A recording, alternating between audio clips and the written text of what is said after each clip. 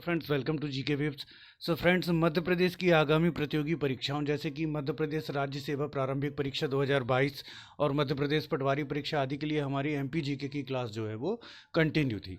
MP GK में हमने मध्य प्रदेश की जलवायु का टॉपिक जो है कंप्लीट कर लिया था। आज हम देखेंगे मध्य प्रदेश का मृदा संसाधन, मध्य प्रदेश की मिट्टियाँ। तो मृदा क्या है? भूपर्पटी की सबसे ऊपरी जो परत होती है फ्रेंड्स, उसको हम मृदा कहते हैं। मृदा नवीकरणीय संसाधन है या अनवीकरणीय? तो मृदा का निर्माण करोड़ों वर्षों की एक दीर्घ प्रक्रिया के परिणाम स्वरूप होता है। चट्टानों के वियोजन विखंडन से जो होती है, और फिर जो बारीक कणों का निर्माण होता है उनके और टूटने फूटने से मृदा का निर्माण होता है। लेकिन चूंकि इसका निर्माण करोड़ों वर्षों की दीर्घ प्रक्रिया के कारण होता है, इसलिए इसको हम अनवीकरणीय संसाधन के अंतर्गत रखते हैं। मृदा का वर्गीकरण, मृदा को कई आधारों पर वर्गीकृत किया जाता है, जैसे गठन के आधार पर, रंग के आधार पर और अन्य आधारों पर। तो मृदा का वर्गीकरण, गठन के आधार पर मृदा को हम किस भागों में बांटते हैं? तो गठन के आधार पर मृदा को हम जो है बलुई मृदा, ओके, फिर चीका मृदा, फिर दोमट मृदा और दोमट बलुई मृदा में जो है वो बांटा जाता है। दोमट बलुई मृदा। रंग के आधार पर यदि हम बात करें तो रंग के आधार पर मृदा का जो वर्गीकरण है, लाल मिट्टी, पीली मिट्टी और काली मिट्टी। कहीं कहीं सफ़ेद मिट्टी भी होती है, लेकिन वो दूसरे हो गया। तो अब यहाँ पर हम इनको शॉर्ट में देख लेते हैं। इसमें मुख्य रूप से है हमारा दोमट मृदा। दोमट मृदा क्या होती है? दोमट मृदा में मुख्य रूप से बालू, वायु और जल, ह्यूमस और खनिज तत्वों आदि का समावेश होता है। तो ऐसी मृदा जिसमें सभी तत्वों का समान मात्रा में समावेश होता है, इसमें 50% बालू और 50% चीका मिट्टी होती है, गठन जिसका संतुलित होता है, उसको दोमट मृदा कहा जाता है और ये सर्वाधिक जो होती है उपजाऊ होती है। वहीं रंग के आधार पर लाल, पीली, काली मिट्टी होती है। अब मध्य प्रदेश में जो मृदा है उसको कितने भागों में वर्गीकृत किया? भारतीय भूमि एवं मृदा सर्वेक्षण विभाग, भारतीय भूमि एवं मृदा सर्वेक्षण विभाग ने मध्य प्रदेश की मिट्टियों को 5 भागों में वर्गीकृत किया है। तो मध्य प्रदेश में कौन कौन सी मिट्टी पाई जाती है? मध्य प्रदेश में पाई जाने वाली मिट्टियाँ, ठीक है ना। तो सबसे पहले तो जो मध्य प्रदेश में सबसे सर्वाधिक मात्रा में पाई जाती है वो है काली मिट्टी। दूसरा हो जाएगा आपका लाल पीली मिट्टी। तीसरा आपका हो जाएगा जलोढ़ मृदा या जलोढ़ मिट्टी। चौथा आपका हो जाएगा लैटराइट मिट्टी। और पांचवा आपका हो जाएगा मिश्रित मृदा। तो भारतीय भूमि एवं मृदा सर्वेक्षण विभाग ने मध्य प्रदेश की मिट्टियों को 5 भागों में वर्गीकृत किया है। इस पर आने से पहले फ्रेंड्स, हम मुख्य रूप से यदि देखें तो मध्य प्रदेश में काली और लाल पीली मिट्टी ही मुख्य रूप से पाई जाती है, और ये मध्य प्रदेश के 80 से 85% भूभाग को घेरती है। यदि हम इस प्रकार से मध्य प्रदेश को एक रेखा से हम वर्गीकृत कर दें तो मध्य प्रदेश का जो पश्चिमी भाग है वो काली मृदा से, और जो पूर्वी भाग है वो मुख्य रूप से लाल पीली मृदा से जो है आच्छादित है। लेकिन इसके अतिरिक्त अगर हम इस वर्गीकरण को थोड़ा बड़ा करके देखें और विस्तार से देखें तो मध्य प्रदेश के सर्वाधिक भाग में जो है वो काली मृदा पाई जाती है। मध्य प्रदेश के लगभग 47 से 50% भाग पर, कहीं कहीं आपको ये डाटा जो है अलग मिलेगा, 61% भी मिलेगा। तो 47 से 50% भूभाग पर जो है वो काली मृदा पाई जाती है। तो काली मृदा कहाँ पर विद्यमान है? तो मध्य प्रदेश के जो आपका मालवा का पठार है, नर्मदा सोन घाटी है, नर्मदा सोन घाटी से लेकर निमाड़ और सिवनी, छिंदवाड़ा, बैतूल तक जो है आपका वो काली मृदा जो है आपकी पाई जाती है। अब काली मृदा को हम आगे देखें तो इसको 3 भागों में बांटते हैं, इसको हम आगे लेंगे। इसके बाद हम देखें तो लाल पीली मिट्टी, ये जो पूरा का पूरा आपका क्षेत्र है, बुंदेलखंड और बघेलखंड का क्षेत्र, यहाँ पर लाल पीली मिट्टी जो है आपकी पाई जाती है। लेकिन यदि इसी को हम बुंदेलखंड को हम आपस में वर्गीकृत कर दें तो बुंदेलखंड का जो क्षेत्र है वहाँ पर मिश्रित प्रकार की मृदा पाई जाती है। मिश्रित प्रकार की मृदा पाई जाती है। बघेलखंड के क्षेत्र में मुख्य रूप से लाल और पीली मृदा पाई जाती है। यहाँ पर हमने देखा काली मृदा पाई जाती है। और ये जो क्षेत्र है आपका बालाघाट और छिंदवाड़ा का थोड़ा सा पार्ट, यहाँ पर बहुत अल्प क्षेत्र में लैटराइट मृदा जो है आपकी पाई जाती है। और उत्तरी भागों में जिसमें श्योपुर और मुरैना, भिंड, ग्वालियर जो आपके क्षेत्र आते हैं, वहाँ पर जलोढ़ मृदा पाई जाती है। तो मध्य प्रदेश के किस क्षेत्र में कौन सी मृदा पाई जाती है, ये तो आपका क्लियर हो गया। अब काली मृदा, काली मृदा को हम फ्रेंड्स 3 भागों में बांटते हैं। पहला आता है साधारण काली मृदा, दूसरी आती है गहरी काली मृदा और तीसरी आती है छिछली काली मृदा। मध्य प्रदेश के 182 लाख हेक्टेयर क्षेत्र में काली मृदा का विस्तार है।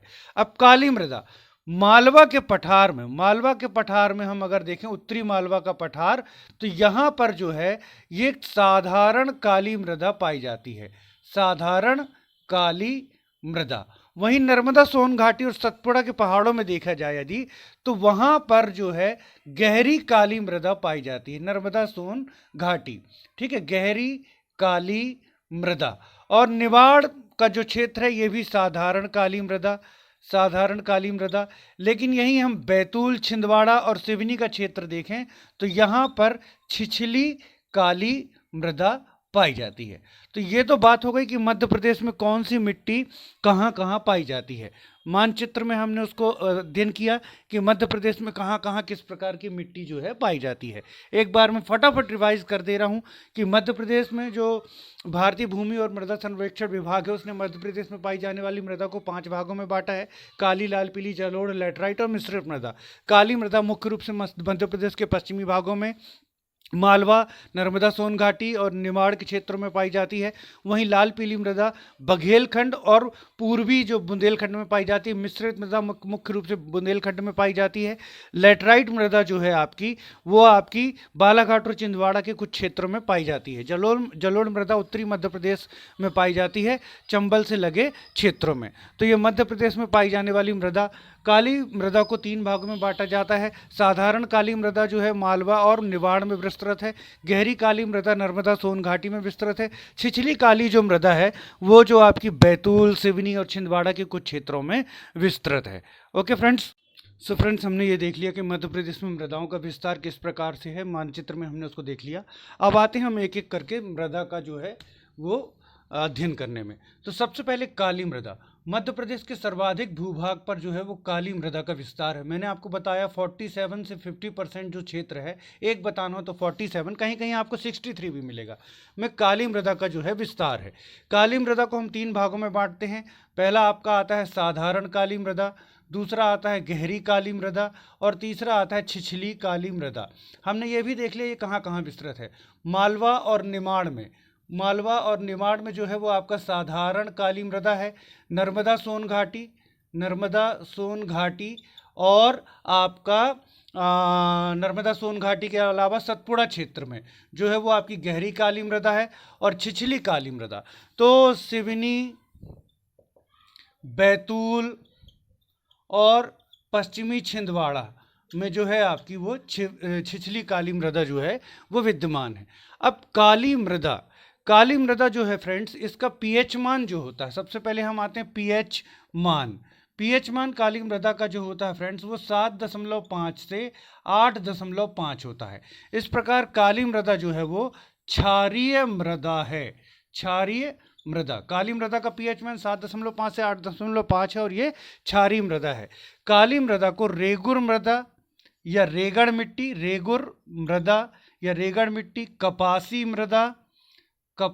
मृदा, अगर हम विश्व स्तरीय पर इसका वर्गीकरण तो चेरनोजम मृदा भी कहा जाता है। ठीक है, रेगुर मिट्टी, काली मिट्टी, कपासी मिट्टी या फिर चेरनोजम मिट्टी, इसी के जो है वो नाम है। मध्य प्रदेश में इसका स्थानीय नाम है कन्हर मिट्टी या कान्हर मृदा। अब काली मृदा जो है फ्रेंड्स, उसमें एक चीज़ आप समझ लीजिए कि मध्य प्रदेश में जितनी भी मृदाएं हैं उसमें एनपीके जो तत्व है उसकी तो कमी है। नाइट्रोजन, पोटास और फास्फोरस, नाइट्रोजन, पोटास और फास्फोरस की लगभग सभी मृदाओं में जो है वो कमी है। अब काली मृदा में मुख्य रूप से क्या पाया जाता है तो आयरन और कैल्शियम। आयरन और कैल्शियम की जो प्रधानता होती है इसमें, किसमें, काली मृदा में आयरन और कैल्शियम की प्रधानता होती है। इसका काला रंग जो होता है वो टिटेनीफेरस और मैग्नेटाइट के कारण इसका रंग जो होता है वो काला होता है। काली मृदा में जल धारण या जल योजन की शक्ति जो होती है सर्वाधिक होती है, और ये क्या होती है, जल को ग्रहण करके बहुत जल्दी ही क्या हो जाती है, फूल जाती है, और जल की कमी होने पर यह सिकुड़ जाती है, इसलिए इसमें दरारें पड़ जाती हैं। और ऐसे इसमें दरारें पड़ने के कारण इसको जो है स्वतः ज्योतीय मृदा भी कहते हैं। स्वतः ज्योत वाली मृदा, कौन सी मृदा कहा जाता है इसको, स्वतः ज्योत वाली मृदा भी इसको कहा जाता है। काली मृदा जो है मध्य प्रदेश में सोयाबीन, कपास और गेहूं की कृषि के लिए विख्यात है। सोयाबीन, कपास और गेहूं की कृषि के लिए जो काली मृदा है वो विख्यात है।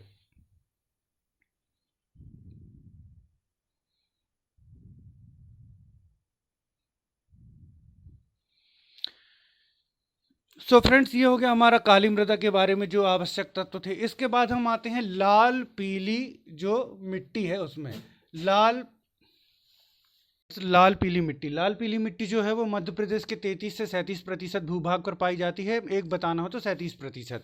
ये मुख्य रूप से बघेलखंड में पाई जाती है और बुंदेलखंड के पूर्वी क्षेत्र में भी पाई जाती है। तो मंडला, डिंडोरी, अनूपपुर और आपका जबलपुर के कुछ क्षेत्रों में, कटनी, सतना, दमोह आदि क्षेत्रों में जो है ये लाल मृदा जो आपकी पाई जाती है। लाल मृदा का जो पीएच मान होता है फ्रेंड्स वो होता है 5.5 से 8.5। मीन्स ये जो है आपका अम्लीय से क्षारीय प्रकृति तक होती है। अम्लीय से क्षारीय प्रकृति की होती है। कौन सी, लाल पीली मिट्टी अम्लीय से क्षारीय प्रकृति की होती है।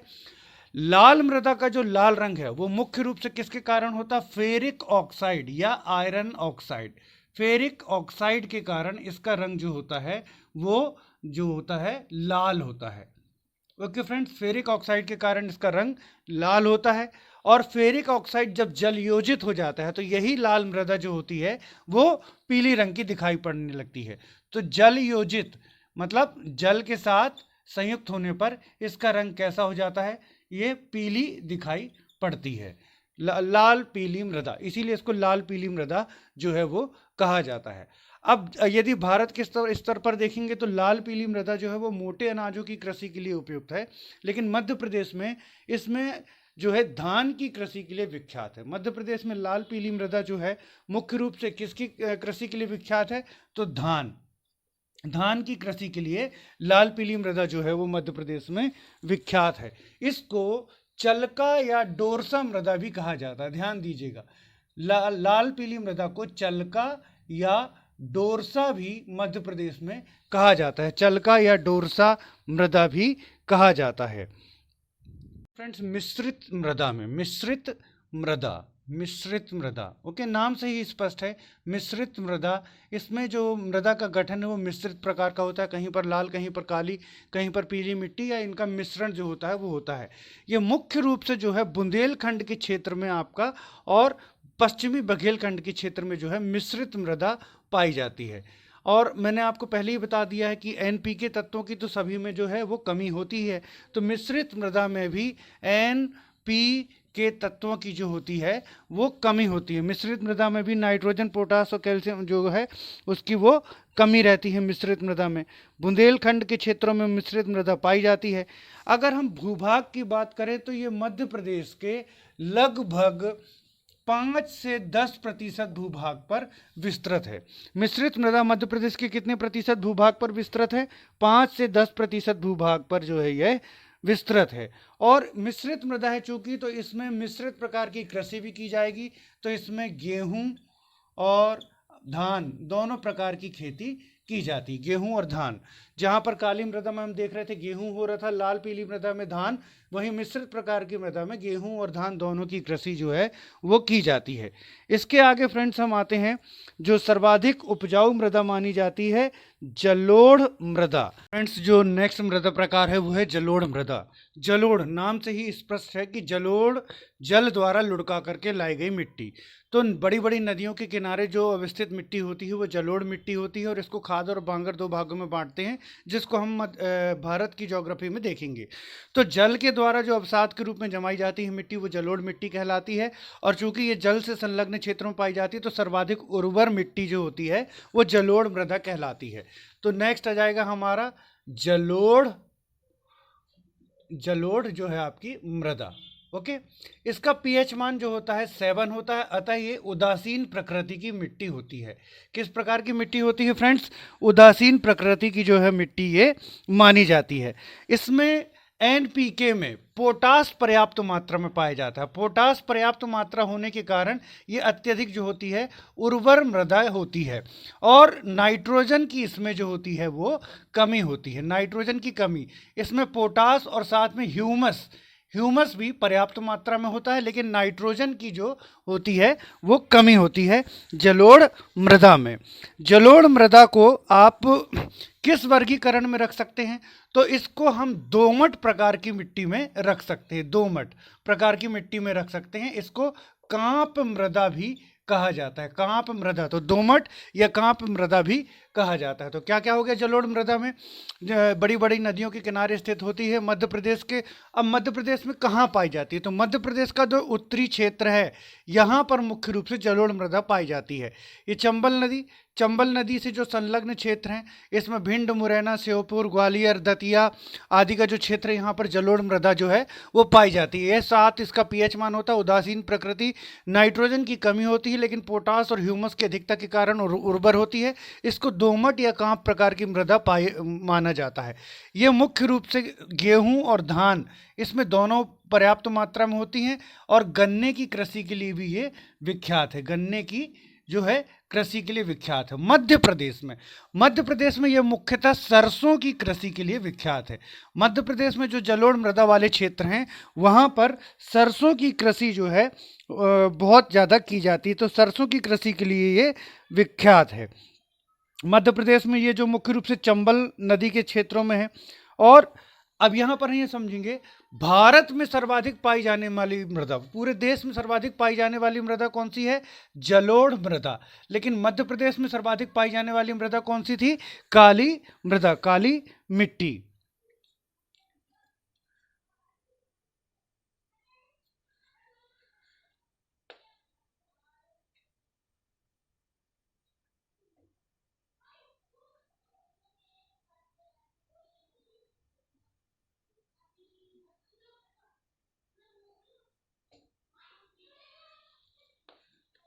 मृदा में बालू, सिल्ट और मृत्तिका का अनुपात, बालू,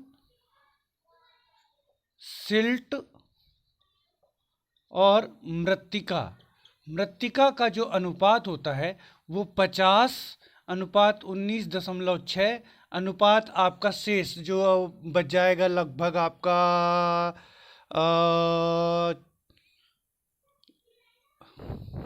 में बालू, सिल्ट और मृत्तिका का अनुपात 50:19.6:29.4 होता है। तो ये गठन के आधार पर एक उपयुक्त प्रकार की मिट्टी होती है। तो गठन के आधार के कारण भी ये अत्यधिक जो उपजाऊ मिट्टी होती है।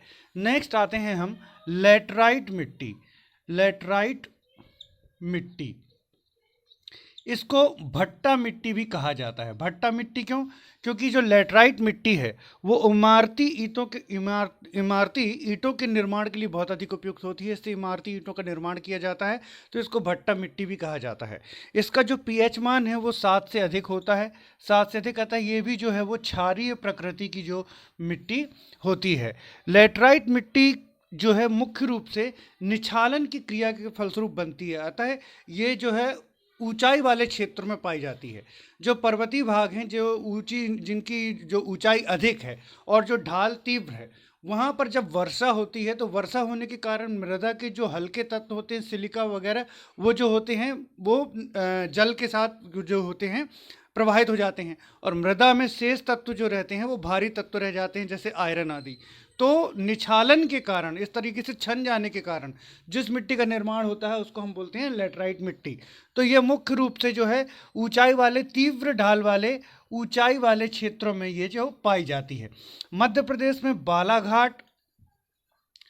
बालाघाट, छिंदवाड़ा के कुछ क्षेत्रों में जो है आपका ये लैटराइट मिट्टी पाई जाती है, और जो आपका सतपुड़ा की कुछ चोटियों के पास भी लैटराइट मिट्टी पाई जाती है।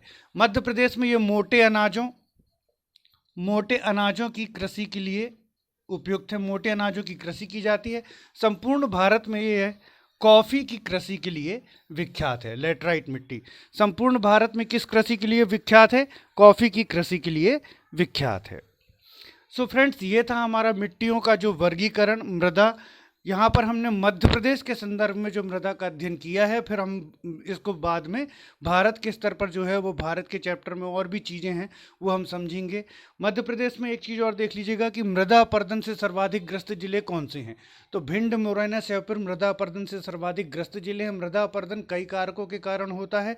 तो प्राकृतिक कारणों में जो सर्वाधिक मृदा अपरदन होता है वो है, उसका कारक है जल। और वैसे सर्वाधिक कारक जो मृदा अपरदन का है, सबसे बड़ा कारण है वो है मानवीय गतिविधियां। लेकिन यदि प्राकृतिक कारक पूछा जाए तो जल।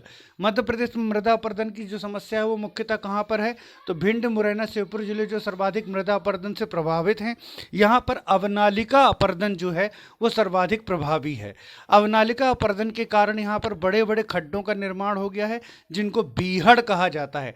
121 किलोमीटर लंबी और लगभग आपका 20 किलोमीटर चौड़ी पट्टी पूरी खड्डों के रूप में परिवर्तित हो गई है। इसको बीहड़ कहते हैं। अब आता है कि इसको जो रोकने के उपाय क्या हैं, जो मुख्य रूप से इम्पोर्टेंट है। तो पशु चराई पर प्रतिबंध लगाना, और तटीय जो बांधों का निर्माण करना ताकि जो जल है, नदी की धारा, वो अपरदन न कर सके। वृक्षारोपण करना, वृक्षों की कटाई पर पाबंदी लगाना आदि इसके जो हैं रोकथाम के उपाय हैं, क्योंकि बीहड़ की समस्या बहुत अधिक जो है वो आपकी बढ़ती जा रही। तो यहाँ पर फ्रेंड्स हम जो है मध्य प्रदेश का जो मृदा का चैप्टर है वो फिनिश करते हैं। एक चीज़ और जो हमने समझा, पीएच मान, इसको हम जल्दी जल्दी दोहरा लेते हैं एक बार, उसके बाद हम इसको फिनिश करते हैं। तो फ्रेंड्स, मृदा क्या है? भूपर्पटी की सबसे ऊपरी परत को हम क्या कहते हैं? मृदा कहते हैं। मृदा क्या होती है? तो मृदा जो होती है वो अनेक तत्वों का जो होती है मिश्रण होती है, और इसमें एकाकी पदार्थ नहीं है, अनेक जो पदार्थ हैं उसका मिश्रण होती है। जैसे इसमें वायु होती है, इसमें जल होता है, इसमें जो है बैक्टीरिया और फंगस आदि जो ह्यूमस तत्व होते हैं, और इसमें खनिज तत्व होते हैं। तो मृदा इन सबका जो होती है संगठन होती है। मृदा को अनेक प्रकार से वर्गीकृत किया जाता है, रंग के आधार पर, गठन के आधार पर, और जो भारतीय भूमि एवं मृदा विकास बोर्ड है उसके द्वारा जो वर्गीकरण किया गया है वो। तो रंग के आधार पर हमने देखा जो मृदा का वर्गीकरण है वो लाल, पीली और काली मृदा में किया जाता है। काली मृदा को फिर आगे 3 भागों में बांटा जाता है, साधारण काली, गहरी काली और छिछली काली। गठन के आधार पर हम देखते हैं तो बलुई मृदा, फिर चीका मृदा, उसके बाद दोमट मृदा और दोमट बलुई मृदा।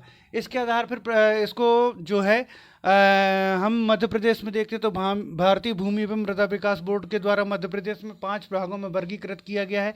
कौन कौन से हैं? काली मृदा, फिर उसके बाद आपका जाता है लाल पीली मृदा, फिर आप आ जाते हैं तो लैटराइट मृदा, उसके बाद आप देखते हैं मिश्रित मृदा, और मिश्रित मृदा के बाद आप देखते हैं जलोढ़ जो आपकी मृदा। तो इन 5 भागों में जो मध्य प्रदेश में पाई जाने वाली मृदा को वर्गीकृत किया गया है। इसके बाद हम देखते हैं पीएच मान। तो पीएच मान काली मृदा का जो पीएच मान है फ्रेंड्स वो होता है 7.5 से 8.5 के बीच, और ये होती है क्षारीय प्रकृति की होती है।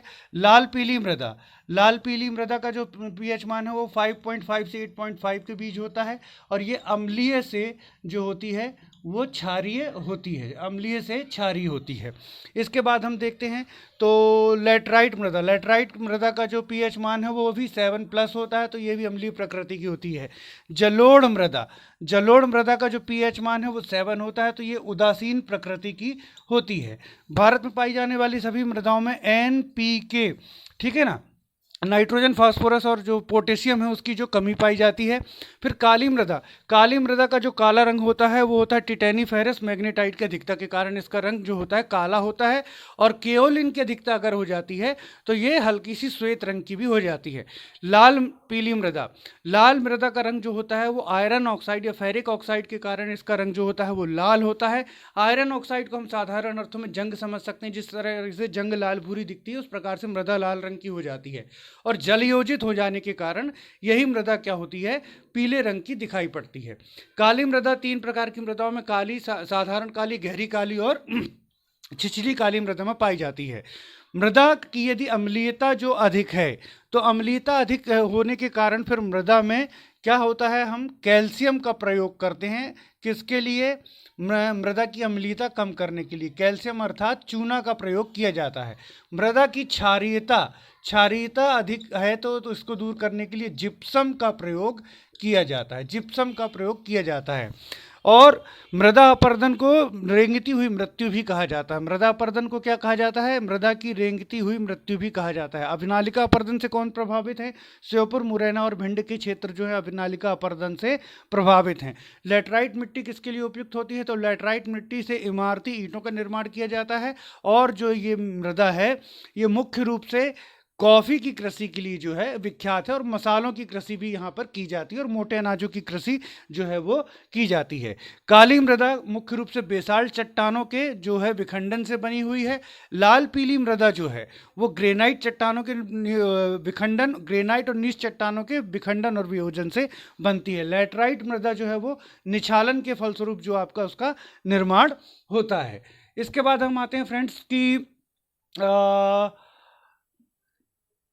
मृदा की अपरदन रोकने की जो मुख्य रूप से जो कारक है तो वो तो मैंने आपको गिना ही दिए हैं कि वृक्षारोपण किया जाए, वृक्षों की कटाई बंद की जाए, पशुचारण पर जो है पाबंदी लगाई जाए, तटों को जो है बांधों से जो है संरक्षित किया जाए ताकि जो जल के द्वारा होने वाला अपरदन है वो रोका जा सके। मृदा अपरदन का सर्वाधिक प्रमुख कारण है मानवीय गतिविधियां, और प्राकृतिक कारणों में सबसे बड़ा कारण जो होता है वो होता है जल के द्वारा होने वाला मृदा अपरदन।